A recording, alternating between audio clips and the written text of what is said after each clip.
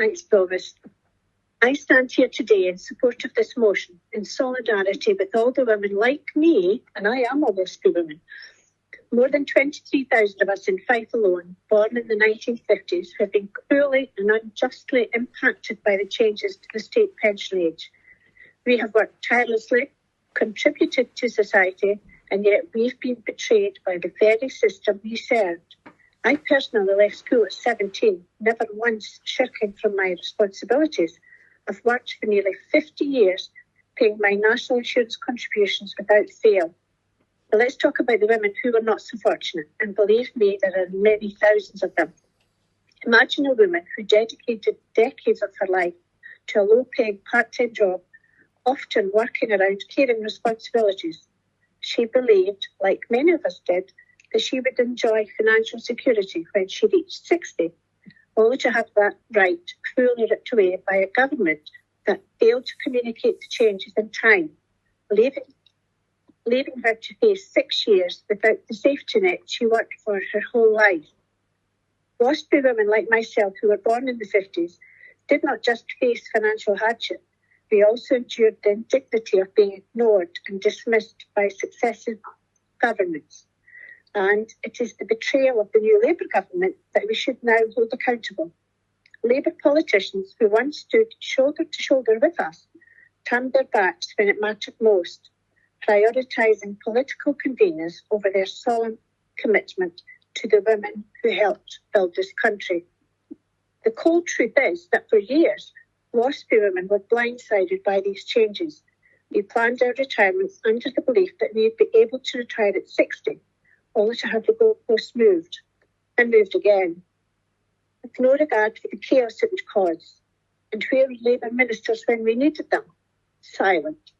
They paid lip service to our plight, but did nothing to fight for us once they were in power.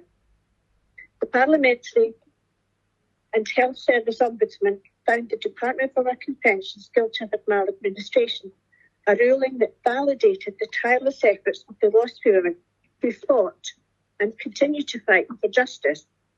But the response from both Labour and Conservative governments has been utterly inadequate. They've hidden behind empty words and broken promises, while real women suffer real consequences. Labour politicians signed pledges, held up banners, and publicly supported our cause. But when it came to delivering real change, when it came to stand up for WASPI women, they betrayed us. These Labour leaders, the one who claimed to stand up for the working class, have abandoned the very women who worked their whole lives, in some cases for a mere pittance, to build this country. The human cost is staggering. Every day, WASPI women pass away without ever receiving the compensation they were owed. With each passing day, the number of women who can claim that compensation dwindles. And yet, despite all the heartache, the Labour Party, like the Tories before them, has refused to take meaningful action. In Fife, the impact is deeply felt. The 23,000 WASPI women in our community have been left to suffer in silence. These women are our mothers, our sisters, our friends. They are the backbone of our society, yet they have been left behind by the very people who promised to represent them. This motion is about justice. It's about calling out the hypocrisy of the new Labour government and demanding that they stop paying lip service and start delivering on the promises they made. The time for empty words and political games is over. Labour must own their betrayal of WASPI women.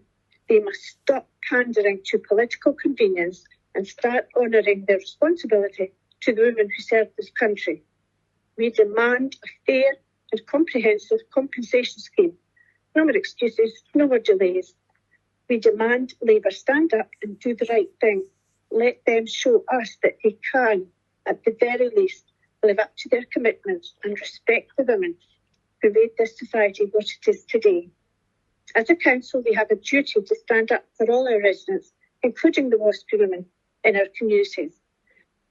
This is about fairness, dignity, and doing what is right. It is time to hold this Labour government to account for their inaction and demand that they take responsibility. I propose that the Leader of the Administration write to the Prime Minister, Chancellor of the Exchequer and Secretary of State for Work and Pensions, demanding that they implement a fair compensation scheme for all WASPI women without delay. We will send a clear message: enough is enough. We, the WASPI women, have waited long enough. It's time to stop the betrayal and deliver justice. Please support this motion.